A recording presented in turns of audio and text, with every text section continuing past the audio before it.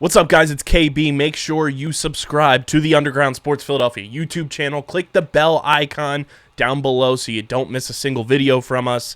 And thanks for tuning in to another video from Underground Sports Philadelphia. Now let's get into it. Philadelphia, baby, you're going to love it. Best sports fans in the world.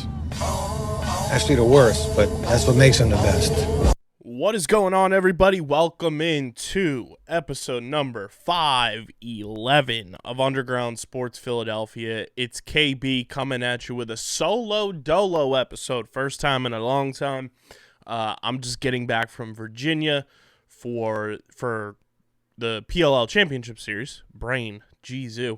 And I was obviously working with Buena Regional High School and our production of The Little Mermaid over the past week, fully intensive, so it made the podcast get a little bit delayed. So I apologize for the delay, but there were reasons, and go check out our recap on the Outside the Box podcast of the championship series. I was there with CFO Margie on Sunday for the championship. Shout out to the Chrome boys. We called it on the pod. But Philly sports, we got a lot to dive into across the board. The Phils are mashing in spring training. The Sixers keep getting screwed. And that's where we are right now in the Union. Get a big opening season dub against Columbus. So we'll talk all about that. Plus Survivor Season 44 on the horizon. Very excited for Matt and I to pick our winner on Wednesday's show. But before we get started, make sure you guys are following us on the socials at Underground PHI, Twitter, Instagram, Facebook.com/Underground Sports PHI. And you can follow me on Twitter at KBIZZL311. Follow me on Instagram at KBIZZLE11. Subscribe to the podcast feed, Apple Podcasts, Spotify, wherever you get your podcasts. We are there. Leave a 5-star rating and review. It does go a long way for helping the show continue to grow, helps more people find Underground Sports Philadelphia, and helps us take this thing to the next level. And, of course, subscribe to the Underground Sports Philadelphia YouTube channel. It's youtube.com/@Underground Sports Philadelphia. That's where you get full video episodes of every podcast on our network. You get live streams. You get original content. You get shorts, interviews. Everything video-wise goes on our YouTube channel, youtube.com/@Underground Sports Philadelphia.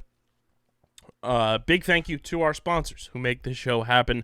Main Auto LLC, Security 21 Security Systems, Paul J. Gillespie Incorporated, and the Dental Wellness Center of Vineland, and of course our kick-ass merch partners over at PHI Apparel Company. They are going to be a big part of our live tailgate podcast that we'll be doing all baseball season long. PHI Apparel Company. There's no doubt in our minds when you guys are going to the stadiums, to your local bars, chilling at home, wherever you may be, you're going to stand out, hanging out with your people because you're going to be rocking the best goddamn merch from PHI Apparel Company. That's where all of the official Underground Sports Philadelphia merch lives right now. We've got some awesome merch designs in the works that we'll be getting over to them shortly for you all to enjoy. I got the hoodie on right now. It is truly, and I'm not just saying this because they're our merch partners, I'm saying this because it is a genuine feeling. This is the most comfortable hoodie I own, and it is badass. The Underground logo right there, it is the coolest and most badass hoodie I own, and you can get your own. Pat Pitts has his own. I have some more hoodies for all of our brands coming in as well. phiapparel.co. Check out everything they've got on their website. And when you go to check out, you do all your shopping, find all your kick-ass dope merch, use code UNDERGROUND at checkout. You get 10% off any and all orders at any time. Anytime you want to place an order, use code UNDERGROUND. It's the most effective and direct way to support everything we're doing here at Underground Sports Philadelphia. So phiapparel.co is the link, and code UNDERGROUND is the code for 10% off any and all orders. The Sixers keep getting screwed. Joel Embiid hit a three-quarter court shot that was disallowed because the ball was still in his hand for like 0.02 seconds after the buzzer. hit and the Sixers lose to the Celtics. Some similar stuff happened tonight as I record this on Monday, where James Harden had a shot that just missed a potential game-winning three-pointer on Monday night. Sixers lose to the Heat. Doc Rivers sucks. I truly can't invest any faith or legitimacy into the Philadelphia 76ers until Doc Rivers is gone. He's truly just continues to hold this team back. There's just moments in games where it's just like, what are we doing?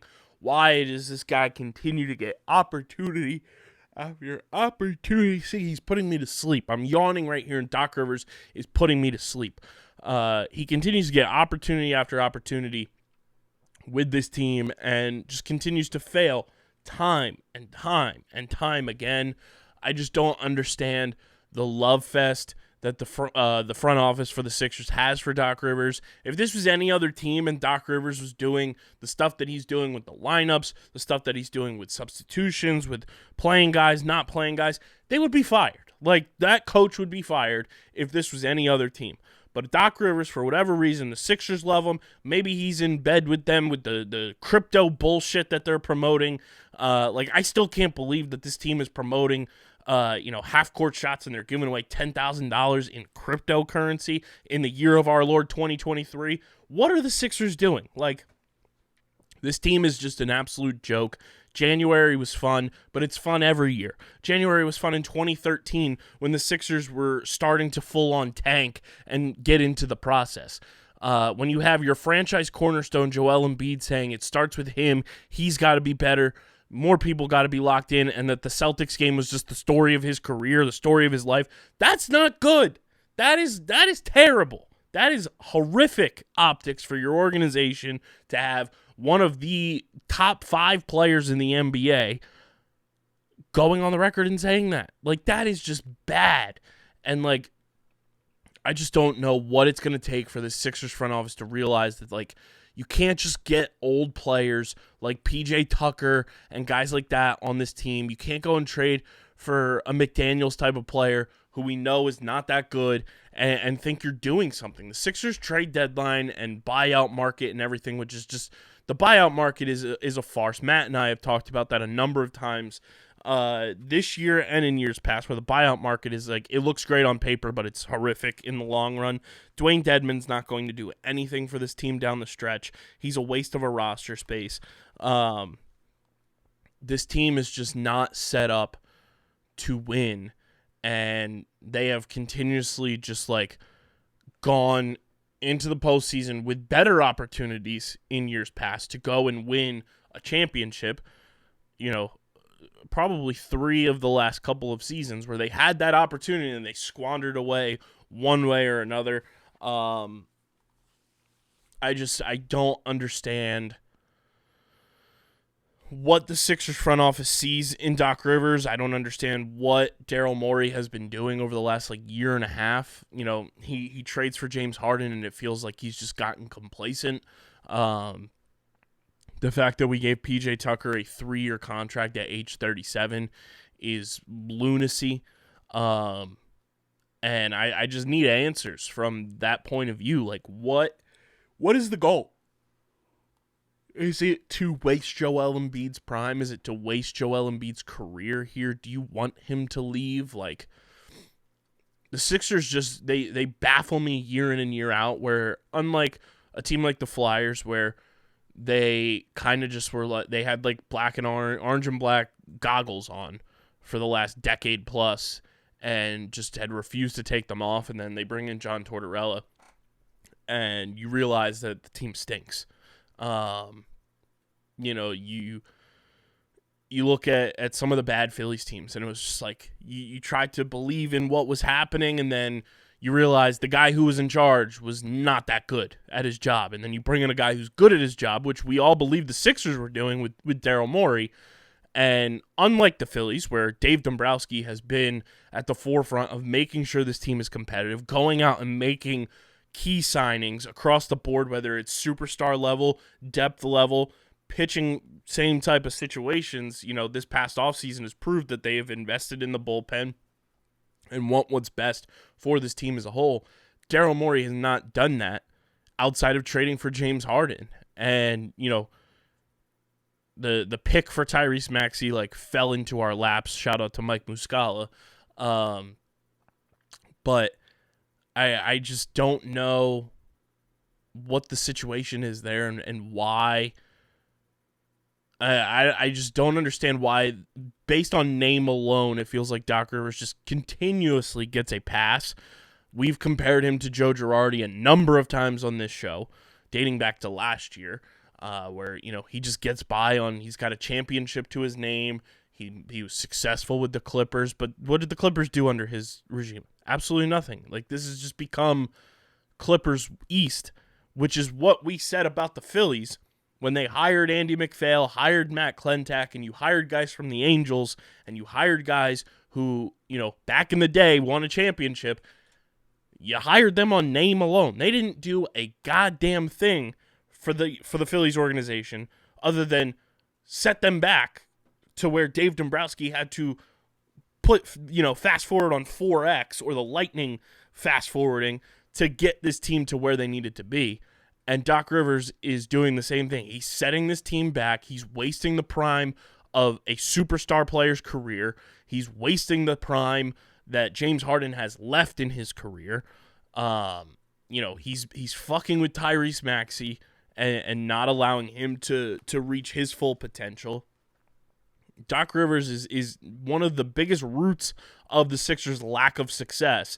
And until Daryl Morey and the rest of the front office and the ownership group of this Sixers team come to realize that Doc Rivers is not a good NBA coach anymore, you have no reason to worry about or invest in or, get excited about the 76ers because it's just going to fail like it does every single year. The Sixers will get in. They'll play a team who they are better than. They'll win in 5 in the first round, and then the second round comes around where they'll see the Celtics or the Bucks or one of these other teams that they always run into in the second round, and then they'll get bounced in 6 or 7 in the second round, and we'll be like, oh, woe is me, I can't believe we can't get over the hump. That is what we are setting ourselves up for once again in 2023 because of the lack of just self-awareness, the lack of attention to detail, and the complacency value that this Sixers front office has for this organization and not going out and doing what's best for the team, what's best for the organization, what's best for the fans. And I don't know if it's ever going to get fixed. It's one of those things that, when it's all said and done, I just don't know if this team will ever get over that hump. And it's tough to not want to be invested in this team because of the process, because of, the trials and tribulations of Joel Embiid's career and wanting him to get over that hump and see the success and knowing how badly he wants to win for the city of Philadelphia. He's made this his home. He wants to win a championship here more than anything. And we talked about this either last episode or a couple weeks ago where, the city of Philadelphia has guys, whether it's Bryce Harper, Reese Hoskins, Zach Wheeler, Aaron Nola, Jalen Hurts, A.J. Brown, Devontae Smith, Miles Sanders, Jason Kelce, the entire Eagles team, pretty much. Almost every Philly that's out in front and vocal. You have Joel Embiid, Tyrese Maxey on these teams in Philadelphia. You have Bedoya with the Union, Andre Blake, when he was here, Brendan Aronson. Those guys want to win for this city. They want to put on for the city of Philadelphia, and I can say it from a testament from covering the team and being in the locker room after the games and talking to players, talking with Coach Paul Day. The Wings have guys just like that too. Matt Rambo, Blaze Reardon, Trevor Baptiste, Kyle Matisse, Paul Day, Joe Resiteritz, Ben McIntosh, and now Mitch Jones for the Wings. They want to win a championship for Philadelphia and do whatever it takes to get there. The difference is those other 4 teams, the Wings, the Union, the Phillies, the Eagles, they have the front office that also has that view. that also has that leadership quality, that has that urge and desire to do whatever it takes, push the chips in the middle of the table and say, we're going to go all in and we're going to try to win a championship. We're going to try to win multiple championships. We're going to do whatever it takes to make sure at the end of the day, we gave it 125% effort to push for a championship. The Sixers have the players on the court for that, for the most part, especially with Embiid, especially I would say with Harden, with Tyrese Maxey, with Tobias Harris. But when it comes to that front office, when it comes to Doc Rivers, they don't have that same urge and desire that a Nick Sirianni, that a Rob Thompson, that a Jim Curtin, that a Paul Day, that a Howie Roseman, that a Dave Dombrowski. They all have. Sixers front office is lacking that. And that's the difference between the championship aspirations, the championship pedigree, and the known fact that the teams I just rattled off, when it comes to breaking down teams that are always competing for a championship, will always be in the mix, you'll never count them out. That's what those teams have. And when it comes to the Sixers, it's always, oh, can they get out of the second round? It starts from the top and trickles down. When you have your franchise cornerstone saying, that's the story of my life for that ending of the Celtics game, that's a terrible look. Daryl Morey should be ashamed. The ownership group should be ashamed. Doc Rivers should be ashamed. Because that's proof that this organization is getting complacent with Joel Embiid. And that's when superstar players end up leaving. And that should be every Sixers fan's biggest nightmare. Is if Joel Embiid ever decides to leave Philadelphia, we failed yet another superstar player for this organization. And I truly do not want that to be the case. But until Doc Rivers is gone, until this front office wakes up, until this ownership group wakes up, the 76ers will not have a shot at winning a championship due to the lack of leadership from the top down to the coaching staff. The on-court leadership is there. But everybody else is lacking, to say the very least. They just drive me absolutely insane. The Sixers drive me absolutely insane.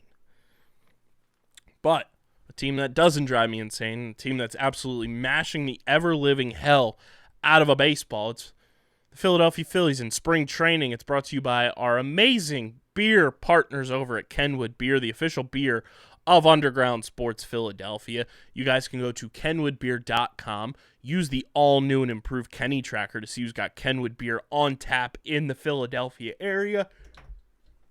Pardon me. You must be 21 or older to do so, and of course, please drink responsibly. And if you're in the eastern Pennsylvania area, you can go to your local liquor store or your local Home Goods, who now carries Kenwood beers. Shout out to the Kenny boys.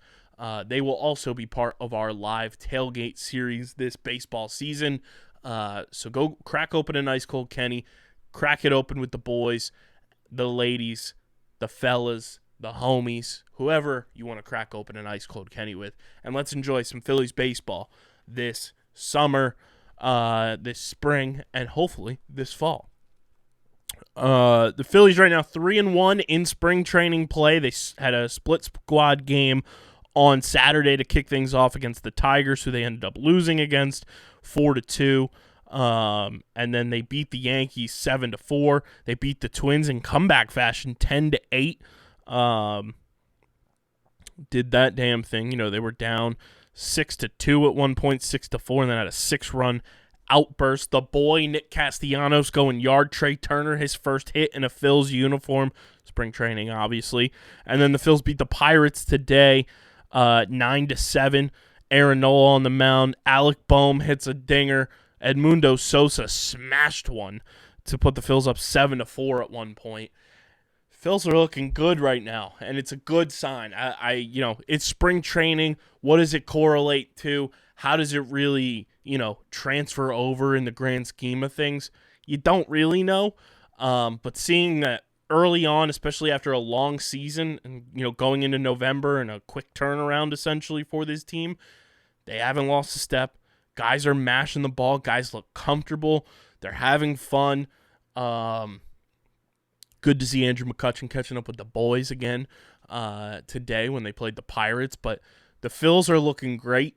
It's a good sign, especially as we inch closer to the World Baseball Classic, where 8 guys are going to be leaving spring training and going and playing, full-blown competitive baseball once again. Very excited for that. We will have full-blown World Baseball Classic coverage here with a bunch of us, including myself. So very excited for the WBC. But to see the Phillies, in the mode they're in right now and kind of just finding their groove, finding a stride, and it's guys that you want to see performing in the limited action that you're going to get in spring training. You're not going to get a full 4 at-bats every single game. You're not going to get a full field work and everything like that. But to see Nicky C going yard, to see Alec Boehm doing the damn thing, and Mundo Sosa stepping up in a big way, I think he's going to have a pivotal bench role this year, whether it's in the infield or, the reported talks about him getting time in center field as the platoon bat right-handed with Brandon Marsh. It's good to see, and I'm very intrigued and excited about this Phillies season. It's going to be a lot of fun, and I truly can't wait. The big discussion online is the pitch clock stuff. There was a game that ended on a pitch clock violation. I think the big thing to take away from the pitch clock right now, having not been able to sit down and watch, a full game where it's going on, I've seen the clips and the highlights, and they can be cut up however you want them to be, whether it's positive or negative. There was an inning Max Scherzer pitched. It was 27 seconds. The pitch clock is going to be good in a lot of aspects. It's going to take away from a lot of things that we've known baseball to be over the last half a century, and just what we've known for our age demographic of, the 18 to 35-year-old baseball fan. It's going to take away from some of the theatrics and stuff like that can be enjoyable for a hardcore, diehard baseball fan. But the casual baseball fan is going to be like, oh, this is too slow. I'm not going to be a part of this. And I do think, the pitch clock, it could get a couple extra ticks, a couple extra seconds added to it. But I think because it is so new, it's like in our faces, and it's like, wow, like this is taking away so much, and it's speeding things up so quickly that, like, how is it going to play in the regular season and in the postseason? That's what this year is going to be a lot of. When it comes to the pitch clock, it's going to be a lot of just getting adjusted to it and being used to a new aspect of baseball. And I guarantee in like 2-3 years' time, when it's fully implemented and we see the results of what it is, we're not really going to care. So we'll see how it plays out, as spring training continues to go on. I don't know if it's a rule in the World Baseball Classic or not. I'll have to find that out later on in my studies for the WBC. But I think it's going to have positives and negatives for sure. I think the negatives, like I mentioned, it's like the theatrics get taken away just a bit. But the positives are, games are going to go by a little bit quicker. You're not going to have guys, readjusting after every single pitch.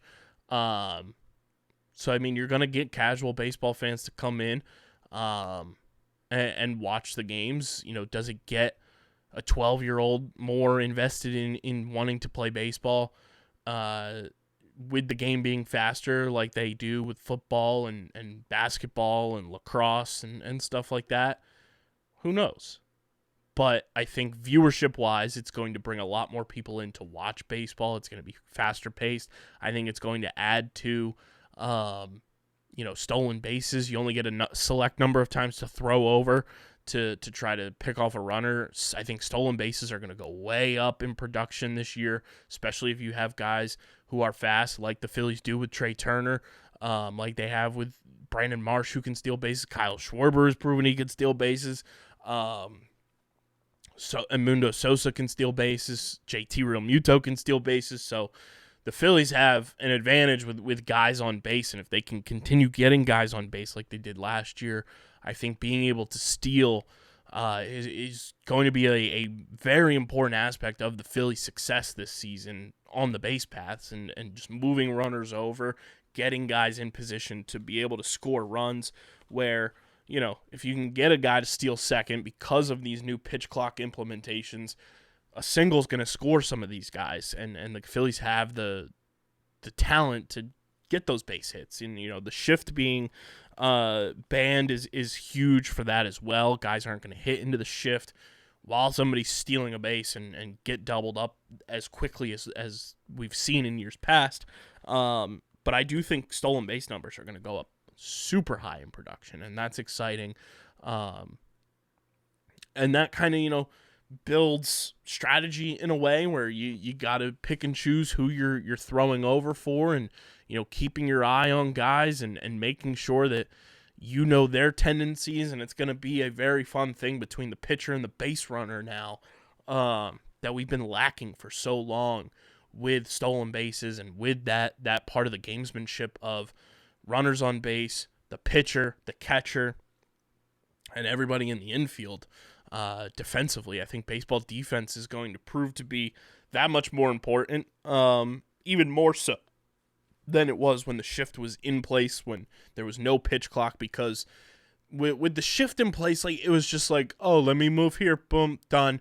It was very simple, basic stuff, and just not fun whatsoever. Now I think, you have to play defense. You have to be on your toes. You have to be nimble and ready at any given moment for a ball to come your way and be able to figure out your range of where you can dive for a ball, where you can get to a ball to make sure that you're thrown cleanly to whatever, base you're trying to get to. I think defensive baseball is going to make a big comeback, even though the shift is gone. And the shift was just such a lazy defensive tactic.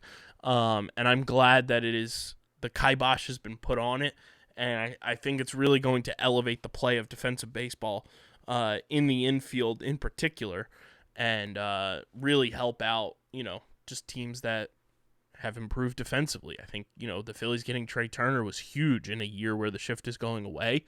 Putting Bryson Stott at second base is going to pay dividends, and having those two guys there is going to be huge. And obviously they have the best catcher in baseball with JT Realmuto. So, and Alec Bohm proved that, defensively he's continued to get better and better as the postseason went on last year, and, as the regular season progressed after Joe Girardi was fired, after the I fucking hate this place incident got caught on camera. So I think there's a lot to take away from the new pitch clock rules, from the new shift banning rules that will really improve the viewership of Major League Baseball, whether it's in person or on TV. And I think that it's one of the few things that Rob Manfred may have gotten right. I hate to admit that because Rob Manfred stinks at his job and wants to ruin baseball, but I think the pitch clock is one of the things that needed to come because there was just too much downtime pretty much with baseball. And, live betting baseball is going to almost be a thing of the past, but you'll find ways to figure that out if you're a gambling person. But I think the pitch clock is going to prove to be an improvement for the game as we move forward over the next couple of years and kind of see the data on how much, game times have gone down. And I think the only thing we have to really worry about is pitcher injuries more, and guys having to, progress quicker through their mechanics and everything like that. How much does the pitch clock affect that? Will it affect it? I'm not 100% sure. I may just be talking out of my ass right now, but it's something to think about. You have Max Scherzer, who's an injury-prone pitcher,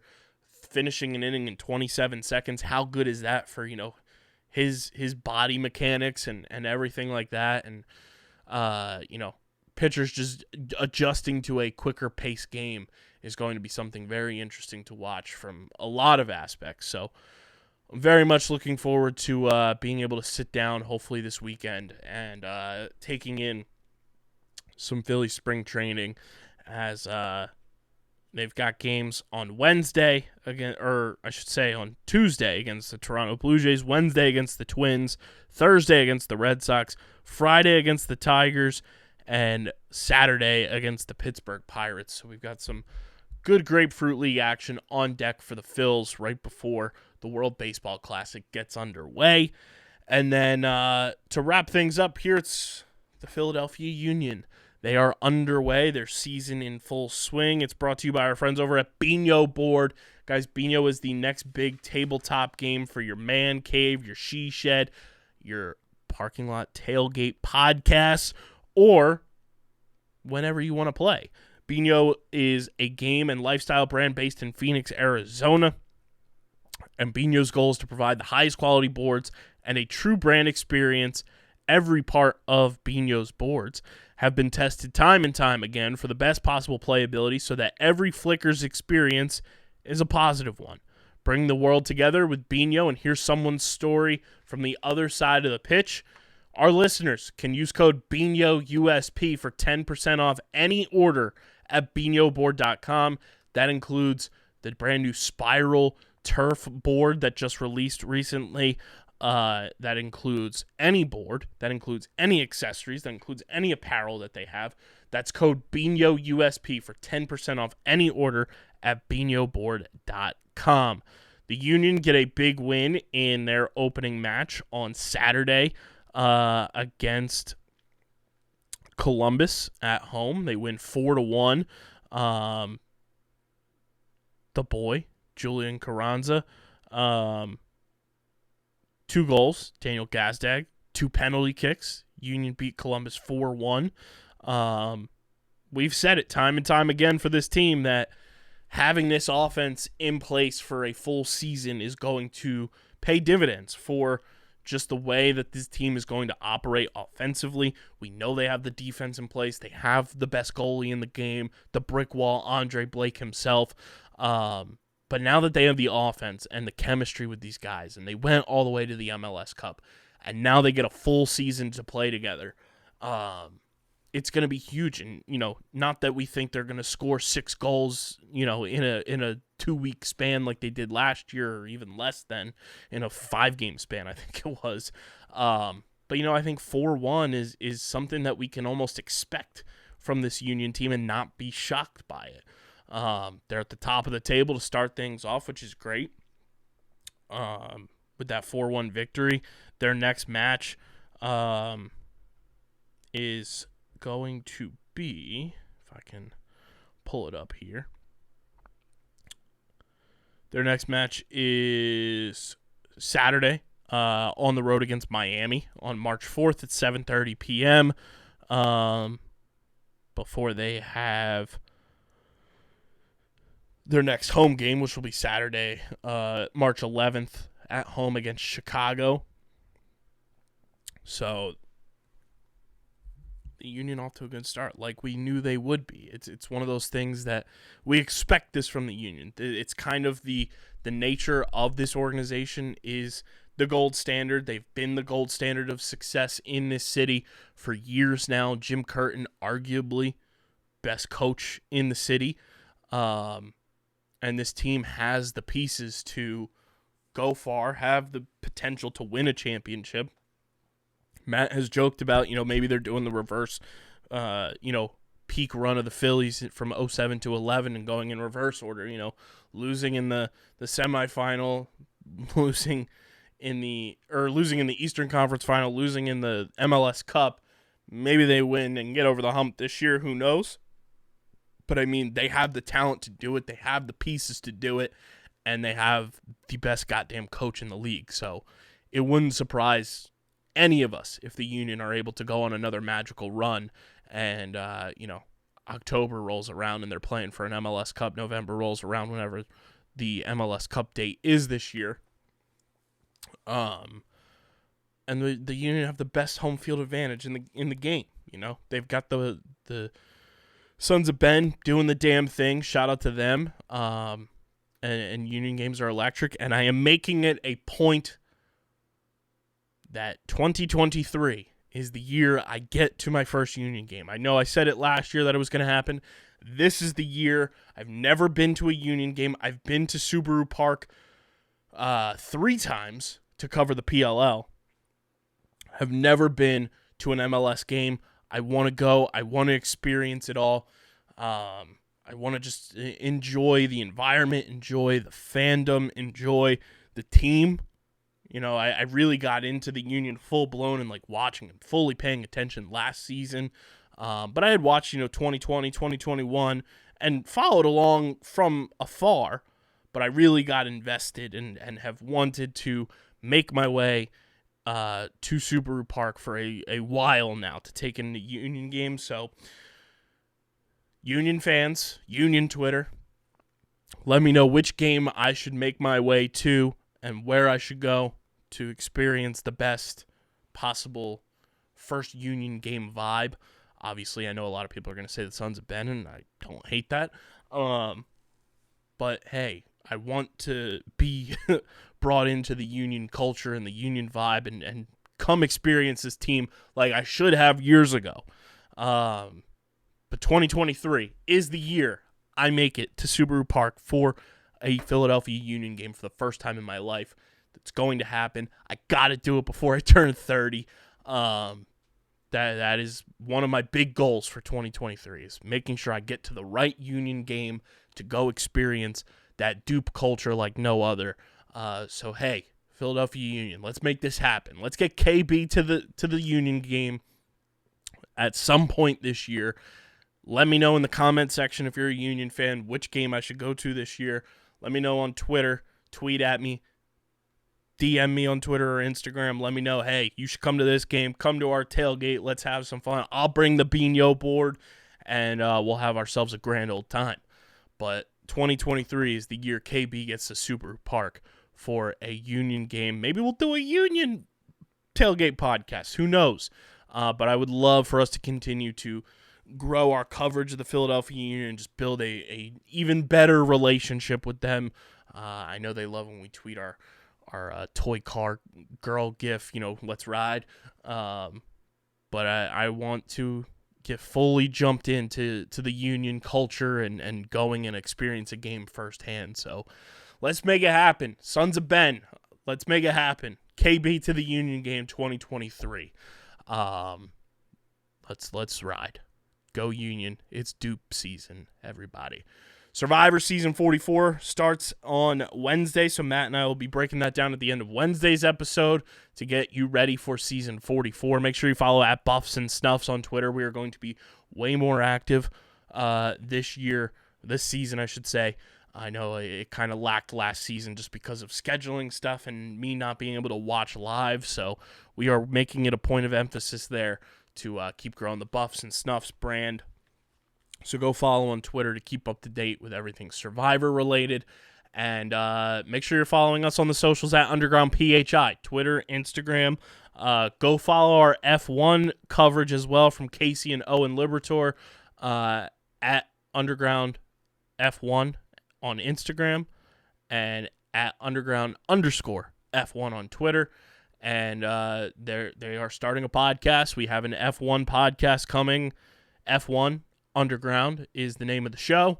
That will be debuting later this week, so stay tuned for that. Go subscribe. It's on Spotify right now. We're working on getting it on Apple, but go subscribe to F1 Underground on Spotify. Big time. We want to get this thing rolling the right way to start off the F1 season, which is right around the corner apparently.